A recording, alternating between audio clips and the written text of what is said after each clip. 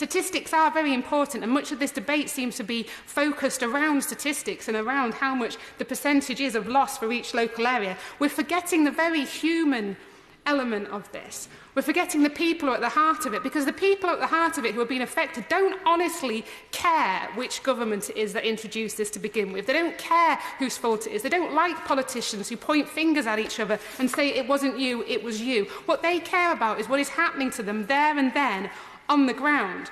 And so I'd like to talk, actually, about a couple who I met recently, who, to protect their anonymity, I'm going to refer to them as Lily and Paul. Now, Paul came to see me at my constituency recently, extremely upset and quite distressed when he came in there, and he was telling me about his wife. They were quite a young couple. They were only in their early 50s, but his wife had developed tumours on her spine, and these tumours had appeared from nowhere. No one had any idea that she was ill. She started with backache. She ended up in hospital. She ended up having tumours having to be operated on. And from that moment, her husband became her carer and had to do everything for her. They went from having a fit and active life where they were both in work to him looking after his wife, who was bedbound at the time. And at this point, he was practically at breaking point, as he told me how they actually met each other when they were 14 years old, and she was the only woman that he'd ever been in love with, and he still loved her, even though at that moment she was lying in the bed in their house, unable to leave the bedroom, unable to get down the stairs, because occupational therapy hadn't been round there to install a handrail. And they couldn't get a stair lift fitted because it was the wrong kind of stair lift. So she'd been discharged from hospital without a care plan, without adult social care packages available, and all she was doing was laying in their bed, while he'd got his daughter around to go and look after her so he could come and tell me about the problems that he was facing and that they were facing.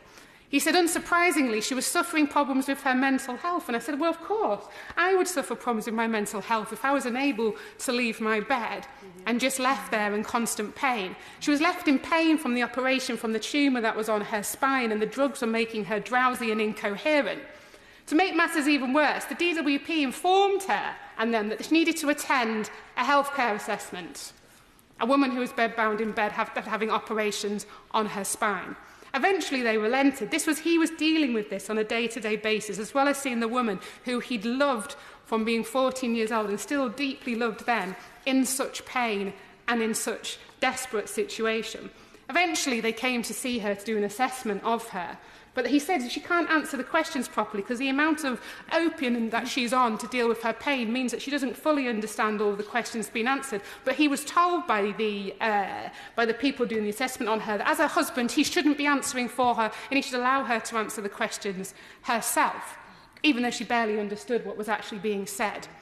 He came into my constituency office just yesterday to tell me that they haven't declared her sick enough to qualify for the mobility part of the assessment for benefits. So he's been left unable to work. His wife, who he's desperately in love with, unable to get the support that she needs. Now being turned down for enhanced benefits, because goodness me, how sick do you have to be to get them if you're already on drugs that make you incoherent and you're laid there in your bed unable to move? I asked him about him. I said, what about you? Are you getting any respite care? Are you getting any care? And he said, I can't, because what happens to her if I become ill? What happens to her if I'm not there? And she doesn't fully understand because she's on the medication for pain. This is what people are facing. So when we sort of get back to talking between the front bench, let's not point fingers at each other. Let's not start saying your government did this, your government did this. Let's look at what is happening to people like that right now. This is what he is facing right now. And let's ask ourselves, when we see that life expectancy is dropping in my constituency, tell me then that this government's reforms have been successful and that it's not time to change.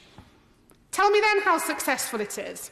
Don't give me a quote about the amount of money. Tell me about the people's lives who are being changed because they're not getting the support that they need. Because until I see a real difference on the ground, then all the rest of it is just spin.